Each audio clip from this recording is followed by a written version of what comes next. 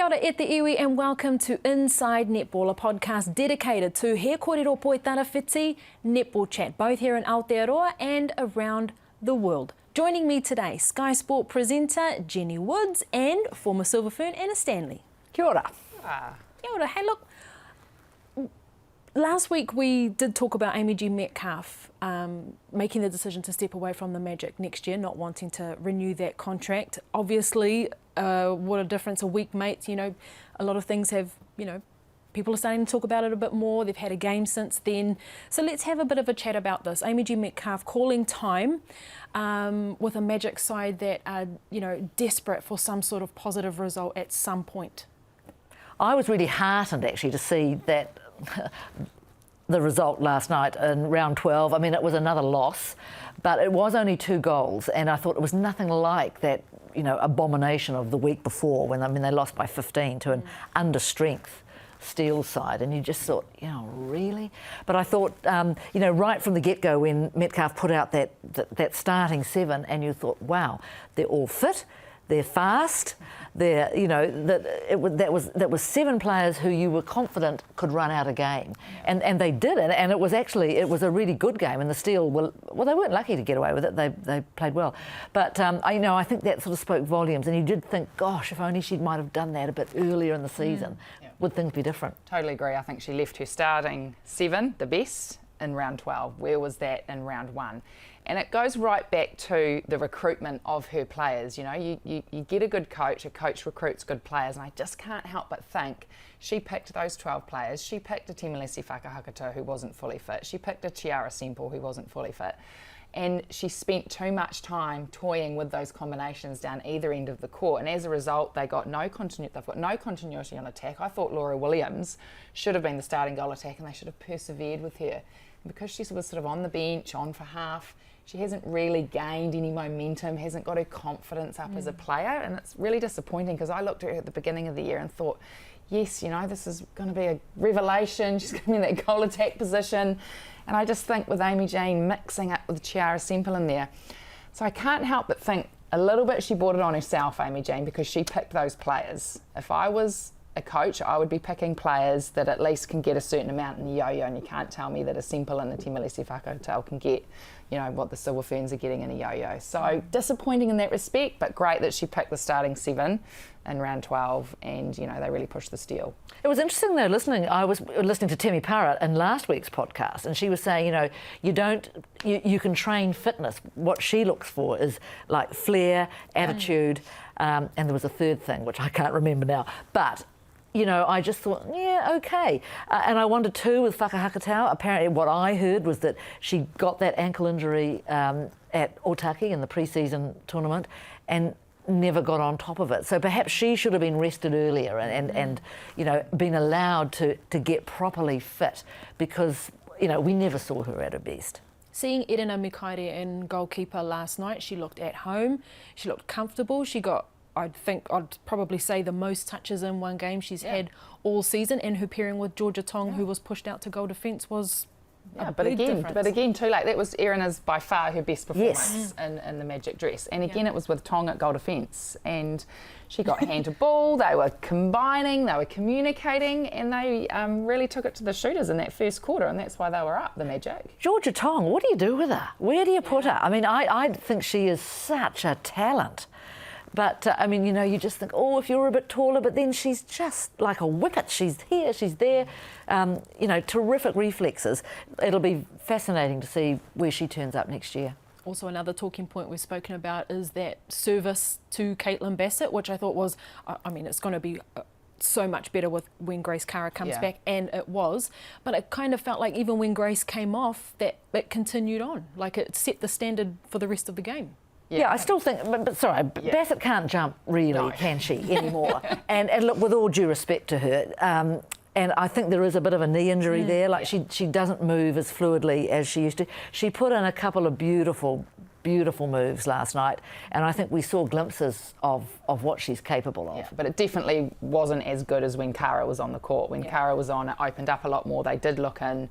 And again, that's just a shame that Kara's another, another injury that the Magic have had. She, I think, could only play 30 minutes, so that she couldn't come back on. So she's had a bit of luck that hasn't gone her way. Amos as a coach, Kara, Tem, and Chiara, all in and out of the team, which doesn't help build culture and any sort of momentum and consistency within the team. Yeah. I mean, the thing that seems to me impressive is that they seem to have a great culture, and they're all at pains to say, we get on really well, and just from, because when you're at a game before an art post, you sort of can pick up on a vibe. Would they say if they're not though? Would they say if they're no? But you the can usually you can pick it up. You can detect. I go out there and Jen will hold you accountable. Right. But no, you wouldn't necessarily say it. But I mean, you can usually pick up something going on. Well, Sammy Winders has been leading that team, and she fronts for those post-match IVs, and she comes up to me and she's rolling her eyes. I'm like, oh, come on, Sammy, give me something. Come on, Sammy, and just another one after a loss. But she goes out there every week and she fronts, and she's works so hard for her team and always fronts with a smile on her face, and that's what you want in a leader. In regards to that culture, that word has come up. Do you think that perhaps there is something happening behind the scenes? Because, culture is one thing, but a lot of the time this season it doesn't seem to be reflected on court. They do appear to be disconnected. Well, given what's gone on behind, as you say, Rav, behind the scenes, I mean, the franchise has just disintegrated seemingly. What was, wound up, the board dispersed in November, so they've all gone. The likes of the chief executive's gone. People like, Ruth Aiken and I think Deb Fuller jobs are gone.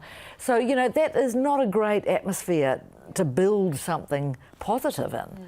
And I think, that must have been pretty blimmin' hard. Well, leadership starts at the top, right? It starts at the board level. You've got to have the right people in the position that can bring money to the franchise, that can make money, that know enough about the sport as well. It's a critical balance between having business people and people that know enough about the game. And so that's why I like this management committee that's come in with the Magic. They've got Ali Shanks in there. Now, she is obviously an Olympian for cycling, but she played netball, so at least she knows about the sport.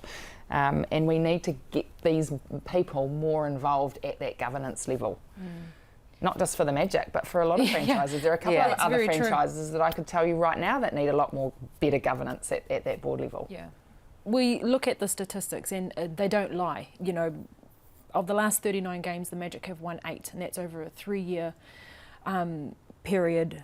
April 19th has been their one and only win in 2021. It's hard to talk about that. You don't want to say it, but facts are facts. Is Amy G. Metcalf stepping away the best decision for Magic? Is this what should happen? Well, it probably is. And I mean, if you look back, because then you think, because it really is, I think there wouldn't probably be a netball fan in the country who's not a little bit saddened at the plight of the Magic, simply because, some of our most fabulous memories are Magic memories from, that great 2012 win and all that sort of stuff. But, so when did the rot start? And I think, you sort of look back to when... Nolene left. Well, no, I was going to take it a little bit further to when Julie Fitzgerald left. Oh, yes. Because she was a mover and a shaker, and she came in and, from what I can gather, really sort of shook up the netball scene and, got things going. And of course, it coincided with the the departure of the players of Irene Van Dyke, Casey Corpoy, they had the vintage years, and they did. The franchise goes through those. But I think Amos knows that she's probably done all that she can, and look, she's a great lady. She's given so much to netball. But I think as a player and as a coach, when you've given all that you can, you've got the best out of the players that you could have. And you go, okay, step aside, it's someone else's turn to see what they can do with the calibre of players. So who's out there? Who is out there? This is a bit of a discussion we've had off camera, Wahinema, as to, if Amy Jean, obviously she is stepping away, who steps into those shoes? The door is wide open here. Well, the big one is the Comets coach, Temi Pata-Bailey, former Silver Fern, is coaching NNL. She was assistant coach with Kerry Wills last year, so she's done a little bit at franchise level. She took them to the NNL final. She would be one, but a part of me wants her to stay in the Mystics region, because I don't know how long Helene Wilson has got to go as the head coach. And a part of me would just like Bubby to get into that Auckland franchise, because that's another franchise that, apart from this year, hasn't been, you know, fulfilling its potential as a franchise. You think it's the biggest population of players, and in 24 seasons, the Mystics, an Auckland team, has not been in a premiership final since the franchise has started in 1998. And you look at this year and you think the Blues have won, the Tigers have won, setting up for a Mystics win. But if they don't, will that be, you know, an out for Helene? And so a part of me would like us to keep Bubby in Auckland, which I don't know, who does that leave? Well, that's right. I mean, do you look at Mary Jane Aroa, or is she tainted, the assistant coach, or is she tainted, you know, by what's gone on over the last couple of seasons? Or are there people out there who we just don't know of yet? Yeah. Or do you look across the Tasman? Do you look to the other side of the world and bring, well, can they? Yes, they can.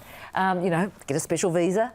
Although, yes, you'd have to get past the government. But Rob Wright might. I was just going to say there are 2 head coaches at the Mystics. I think Rob Wright has proven that he's probably in the right sort of position. Yes. Right sort of position. Yeah. You know, apparently I think he's a very good assistant coach. But, you know, I'm sure that they will be casting their net far and wide. That's right. Well, a person who does have a lot more to say about this is the General Manager of Waikato Bay of Plenty Netball. His name is Gary Dawson. And Jen, you caught up with him straight after the Magic match. Well, Gary Dawson, you're no stranger to sports administration, but explain to us your role with the Magic. I'm the interim general manager for Magic. Netball New Zealand asked me to come in for the next 6 months to help them get ready for next season. So we've got a lot of work to do, but yeah, that's primarily my role, is to get involved with the appointment of the new coach, look at player recruitment and lead that. Commercially, look at all the contracts that we've got and get those renewed if we can, and just re-engage with our fan base. So quite a bit of work to do over the next 6 months. Yeah, that does sound like a pretty tall order, actually, Gary. Look, your wife was front and centre in the Magic's glory days, and of course you were then with rugby. How does the netball environment differ from the rugby one? In many ways it's the same. When you look at the athletes, you know, they are all superb young people who are incredibly fit and incredibly talented. So from that aspect, there's really nothing different. They work hard and so on. I think one of the big differences I'm seeing, though, is with the Chiefs, we were incredibly well resourced compared to the Magic. So a lot of personnel, a lot of sports science, fitness and conditioning coaches and so on. So what I'm seeing with Magic and a lot of other netball franchises is they're not resourced up to the same way that Super Rugby was. That's one of the main differences. How do we fix that? Because that's one of, you know, netball's big things, isn't it? And Netball New Zealand boss Jenny Wiley's talked about it. Women's sports simply doesn't attract the money it deserves. No, that's right. It certainly doesn't. And I think what Netball New Zealand are doing is looking at the business model of the franchises and netball at this level and just seeing how we can change things, because we do need more resource. And that's not just money, but it's other things such as expertise, knowledge and so on coming back into the game. So, you know, there's not an easy answer to it. And I think you're right. I think women's sport in general is poorly resourced and funded, and that needs to change dramatically. And how would you rate the Magic's chances of getting back to those pinnacle years that we all loved so much? Oh, I think the chances are really good, and I'm really looking forward to hopefully still being part of it in one way or another over the next few years, because if you look at the team this year, while on the table their results are not, we haven't won that many games, but if you look at the stats and the young people we're bringing through, the young talent, I think we've got a fantastic chance of certainly winning the competition in the next year or two. So, you know, the DNA's there, the heritage is there of winning, and it doesn't take much to turn that switch and get back to winning ways. And are you already out there talking to perhaps players and the odd coach? I couldn't tell you that, but yes, most probably we are, yep. Certainly the applications for coaches close at the end of this week, so we'll be interested to see who we get, but we are starting to talk to particularly our young talent and looking to see what their intentions are for next year. So, as I say, we've got a lot of work to do, but we're onto it. Kia ora, Gary, and thank you so much for those words. Look, he says applications close at the end of this week. I went and looked online. The position is up on there. It closes at 1 p.m. on Friday. That's a short time to apply for a role such as this. I was quite surprised to see that. Yeah. I'm pretty sure Amy Jean would have told them earlier than a week ago that she was probably not going to renew her contract. So I'm pretty sure they would have had their feelers out and have a few people in the pipeline already. Yeah, I honestly don't know who. I'd like to think that there are some players that are perhaps coming into the Magic franchise that might help them, you know, with that recruitment process. I know Katrina Rore is moving from Wellington to Rotorua. Does that mean she may put on the black dress for the Magic? Have they given her a call and gone, do you want to come and play for us? If so, you know, have you got any ideas of who you'd want to play under?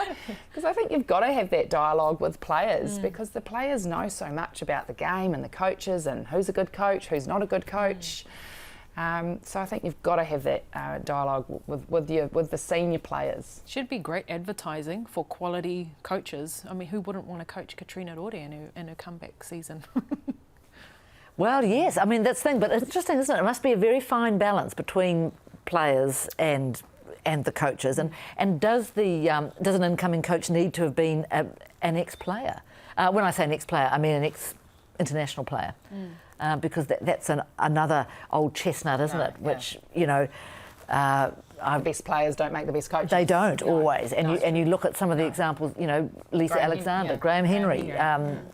But let's see who comes out. That's why you need such good governance. You need board members who know enough about the game to select the right coach for the franchise, for the demographic of players that play in that franchise.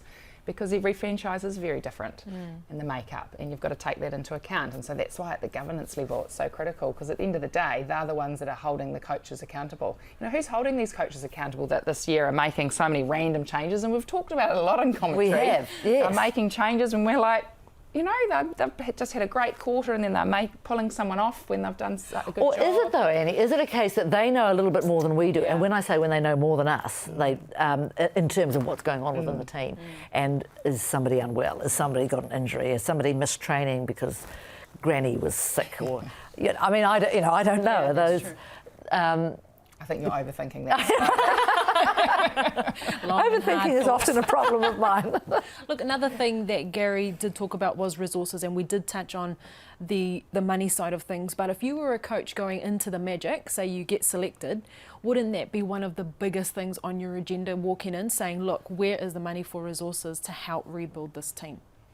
Well, absolutely. It's what do you want in a coach? Do you want a coach that coaches netball, or do you want a coach that knows everything about S&C, about nutrition? You know, it's getting the right people for the job, and you want the coach to coach the players. But of course you need those resources. You need fitness trainers, you need nutrition people that know enough about nutrition and recovery, and some of the franchises have it, but it always comes down to resources. And you know, we talked about it a while ago that, you know, perhaps they need to tap into the resources in that region for the rugby. So Magic tap into the Chiefs' resources. You know, Mystics tap into if they don't have the money or the resources, tap into the Blues. Yeah. Maybe that's a way we can evolve a little bit, work together. We have seen that in the across the ditch in the Australian leagues, with them pairing up with AFL teams. Yeah. You know, it can be done. It can happen. But do you want us though? Well, we want them. but do you risk losing some of your control? Yeah, I mean, that's the thing that would worry me, is, you know, you've seen, you know, that they had the 2-point goal foisted on them. Now, I know that came in from the broadcasters, but I don't know. As long as you kept your own franchises, so you'd still have the Mystics and you'd have the Blues, you'd just have some shared resources. Yeah. Surely Nolene would be great to talk on this. She was at Sunshine Coast Lightning, who did pair up with the Melbourne Storm. Should have great insight. She even paired up with the university up there for their resources. So there's plenty of things that that the Magic can do. But you're right, Anna. Who wants to be tied to it? Who wants to be linked to it? Because it's different if you're either a foundation team looking to build, or B, if you're a team that brings those results. It's a lot more attractive for those outside bodies. Well, look at the Mystics, you know, a winning team. What a difference a winning team makes. Round 12 crowds sold out. I mean, I can't remember the last time Trust Arena was sold out for a Mystics. It was fantastic. I mean, atmosphere, superb. And funnily enough, in some of those flashbacks we've been running this season, You looked back to, whenever it was, and it was sold out more often than not. Yeah. And you look at the players that have played for the region. There was Maria Falau in there and Catherine Tuivaiti, and they've had some great players, but they just haven't had the results. No. Yeah. And this year, you pull in a little 20-year-old Grace Wickie, and she's she's holding down the fort, because you take her out, and I mean, don't get me wrong, there are 7 players on the court, and they're all doing a fabulous job. But boy, she's the anchor at the back. Mm-hmm.